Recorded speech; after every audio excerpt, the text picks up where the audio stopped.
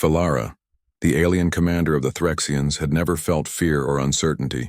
Her kind valued logic above everything else, and emotion was seen as weakness. She had led her fleets through countless conflicts, conquering star systems with precision and strategy.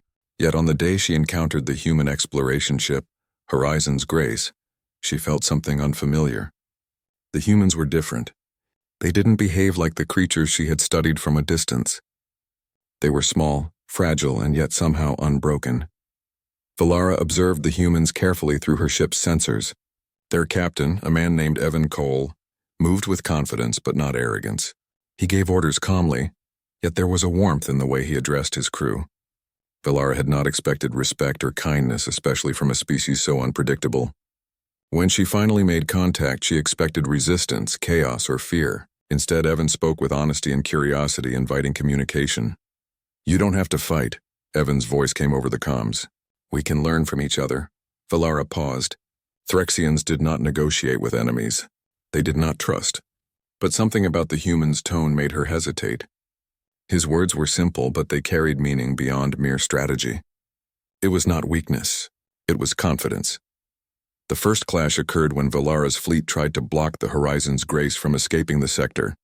Human weapons were crude compared to Threxian technology. Yet the humans were clever. Evan directed his crew with precision, using evasive maneuvers that kept them just out of reach of Valara's lasers. She had expected them to panic or flee, but they adapted, outthinking her in ways she had not anticipated. When a stray Threxian missile struck one of the humans' cargo pods, Valara saw her opportunity to strike decisively. But then something unexpected happened. Evan ordered his crew to vent airlocks and manually seal the damaged section. He risked his own life, exposing himself to the vacuum of space just to save his crew. Valara's sensors recorded the event, but her mind struggled to interpret it. No Threxian commander would ever risk themselves for subordinates. Logic dictated that he was foolish. Yet there was a courage she could not quantify. Valara decided to intercept the humans personally, boarding the Horizon's Grace under the guise of negotiation. When she arrived, she was met not with fear but with cautious respect. The humans did not aim weapons at her. They did not see her as a monster to be destroyed. Instead, they offered assistance, guiding her through the ship's corridors. She felt an unfamiliar tension in her body, one she had been trained to ignore. It was curiosity, mingled with unease. Evan met her in the ship's command center.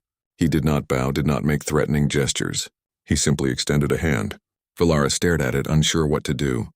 In Threxian culture, such gestures were meaningless, even dangerous. But Evan's gaze held no deception.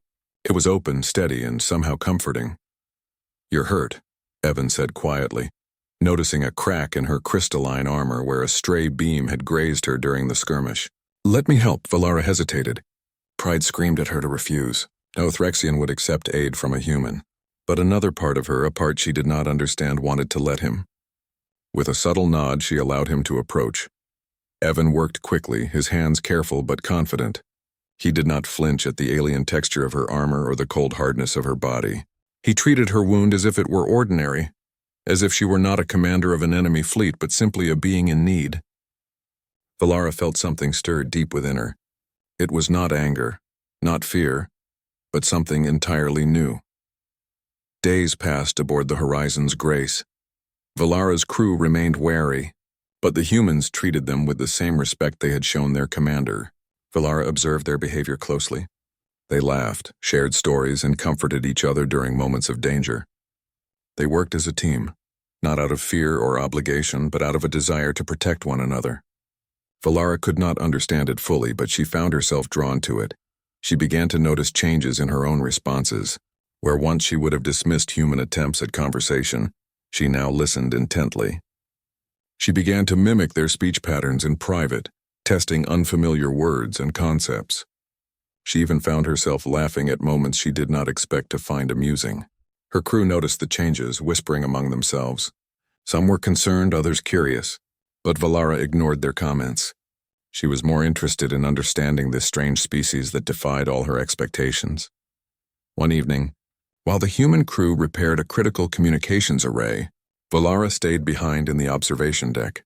She watched the stars stretch infinitely before her, reflected in the glass and in her own crystalline eyes. She thought of her homeworld, of the endless campaigns and the rigid rules that had governed her life. And she thought of Evan, of the simple, fearless way he had risked everything for her crew. She could not understand why she felt a tightening in her chest at the thought. It was not physical pain, but something deeper. Confusion, curiosity, perhaps even longing. The Threxians had no word for it, no way to classify it, and yet she felt it clearly, insistently, as if it had been there all along, waiting for a human to awaken it. A sudden alarm brought her back to the present. The ship's sensors had detected a rogue asteroid field on a collision course with the horizon's grace. The humans sprang into action, moving with practiced coordination. Valara joined them instinctively, her mind racing through strategies, calculations, and maneuvers. Together they guided the ship through the debris, narrowly avoiding destruction.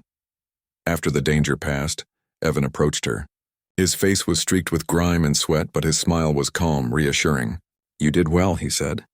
"Your crew followed you because you led, not because you demanded it." Valara did not know how to respond. She had always commanded through fear and authority. This human, through something as simple as trust and example, had achieved what she had never seen before: loyalty without domination. She realized with both awe and fear that her understanding of power was incomplete. Evan had shown her a different kind of strength, one that did not rely on weapons or fear, but on empathy, courage, and integrity. That night, Valara lay in the ship's resting chamber alone with her thoughts. Her crystalline patterns glimmered softly, reflecting the stars outside. She tried to analyze her feelings logically, as a Threxian would, but the data did not fit any known model. Her chest tightened again at the memory of Evan's smile, the gentleness in his actions, the way he treated life as precious. She realized she was not angry, nor was she afraid. She was fascinated, moved, and changing. Valara could not deny it any longer. She had been altered by the humans, not physically, but in the deepest parts of her mind and heart. The Threxian notion of strength, of emotionless calculation, seemed incomplete now. In its place, she felt something new, a strange warmth, a flutter of feeling that was alien, frightening, and exhilarating all at once. When she closed her eyes, she could see Evan, standing amid the chaos of the asteroid field, calm and resolute. And for the first time in her life, Valara understood that a single human, with courage and empathy, could change even a commander of the Threxian fleet. Her heart, or whatever Threxians had that functioned like it, was no longer entirely her own. Something had been awakened, something that belonged somehow to the human who had risked everything for her. And as the horizon's grace sailed on through the quiet stars, Valara felt a profound, unanswerable question take root in her mind. What had this human done to her, and why did she find herself wanting to know him, to understand him, to follow him? For the first time in her long, unfeeling life, Valara did not have the answer, and that terrified her more than any battle ever could. Valara could feel the change in herself more clearly now than ever. The warmth in her chest was constant, subtle, yet undeniable. It was a strange sensation, one that confused her and unsettled her crew. They noticed the hesitation in her commands, the small pauses before she issued orders. Her usual certainty, the icy precision that had earned her fear and respect across the galaxy, was slipping. Yet with every passing moment aboard the horizon's grace, Valara understood something she had never imagined. She was beginning to care. She did not understand why. Humans were fragile, chaotic, unpredictable. They were illogical, emotional, and yet somehow unstoppable. Evan Cole was the embodiment of all of it. He had no supernatural strength, no alien technology that could bend stars to his will, and yet he commanded loyalty, respect, and even awe, not through fear, but through simple courage and integrity. Valara had seen human bravery before in reports and data, but seeing it firsthand up close was different. It resonated in her in a way no Threxian training or calculation ever could. The humans were repairing their ship after the asteroid field incident. Valara wandered the corridors silently, observing. She noticed how the crew worked together seamlessly, helping each other, joking, sometimes bickering, but always united. Every small gesture carried meaning. A hand on a shoulder, a word of encouragement, a shared glance. All of it conveyed a kind of strength she could feel but not yet name. Evan noticed her standing quietly in the observation deck, staring at the stars. He approached slowly, not wanting to startle her. "You're thinking," he said simply. I can tell. Valara turned to face him. For the first time, she did not respond with anger, sarcasm, or suspicion. I am noticing, she said, her voice quieter than usual, almost uncertain. Evan smiled. That's all I ever ask. Just noticing. Understanding comes later. Valara tilted her head, studying him. There was no trick in his words, no manipulation, no hidden threat. It was something so simple, yet it made her wonder why she found herself drawn to him. Her Threxian mind, trained to detect deceit, could find nothing. She was puzzled, and that puzzled feeling was unlike anything she had experienced before. Later, a Threxian transmission arrived. The High Council demanded her immediate return. They ordered her to deliver the human ship's coordinates for destruction. Valara read the message carefully, her crystalline patterns flickering as she considered the implications. She should have felt anger, fear, duty. Instead, she felt hesitation. Her crew looked to her for guidance. They were trained to follow, not to question. Yet Valara could not give the orders. Her thoughts kept returning to Evan, to the courage and honor he had shown, and to the strange warmth that had taken root inside her. To betray the humans now, to destroy them when they had done nothing but act with integrity, felt wrong. She called a meeting with her crew. We will not comply, she announced firmly. We will not betray them. They are not our enemies. Whispers filled the room. Some were shocked. Some were angry. Others, secretly, were relieved. Valara's words were not simply defiance. They were a declaration of a new kind of loyalty, one that came from understanding rather than fear. She could not explain why, and she did not need to. Her decision was made. Evan, unaware of the Threxian Council's orders, noticed the change in Valara's demeanor. She seemed softer, less rigid, more contemplative. There was still command in her presence, but it was different. It was tempered with something human. You're different, he said gently one evening. Something is changing in you. Valara studied him, feeling the truth in his observation, though she could not name it. I do not know what it is, she admitted. It is unfamiliar.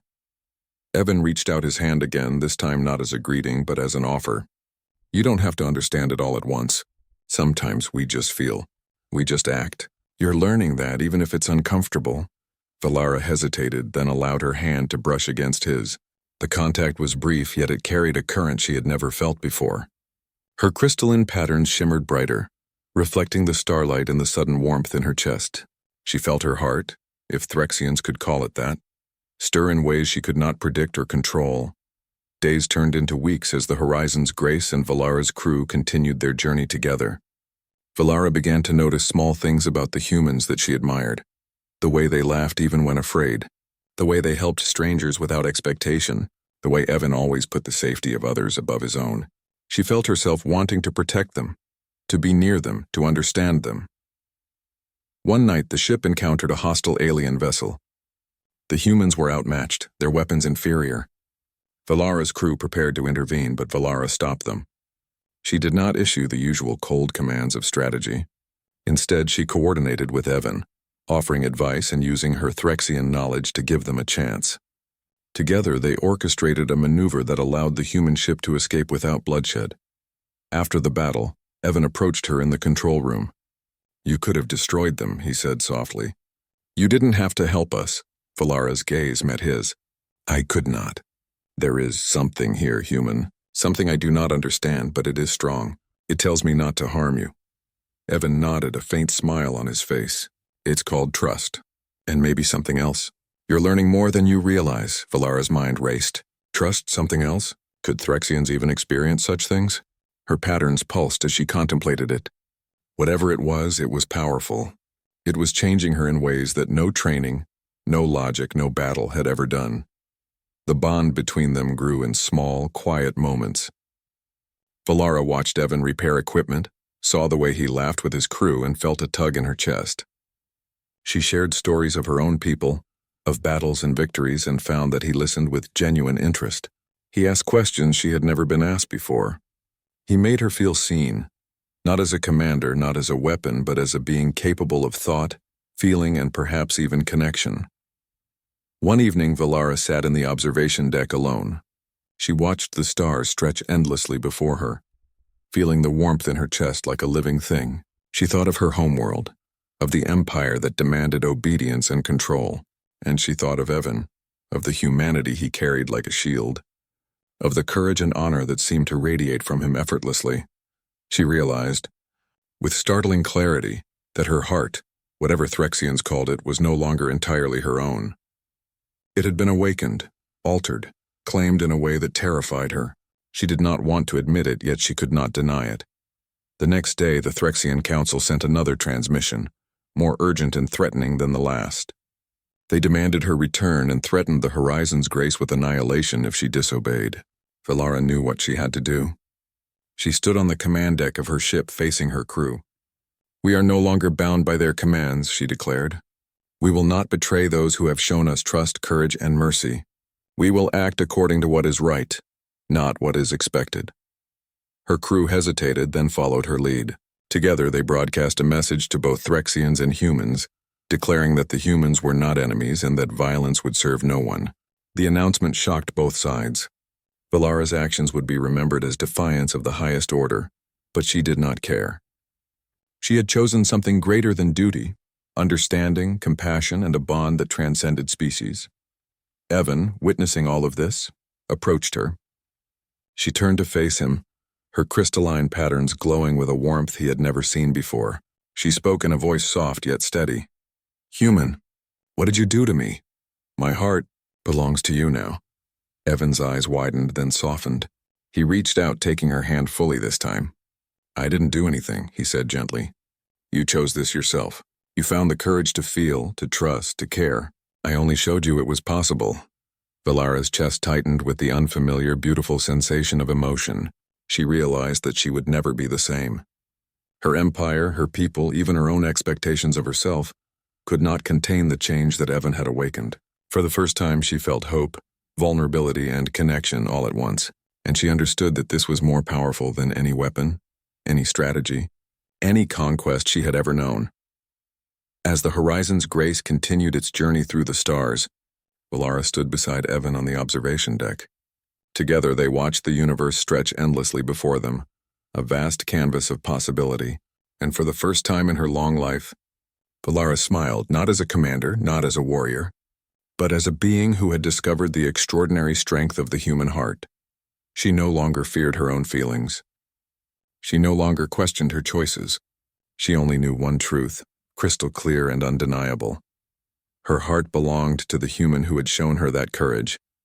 Compassion and connection were the greatest powers of all, and in that knowledge, she felt a kind of freedom she had never known, a freedom that no empire, no battle, no galaxy could ever take away.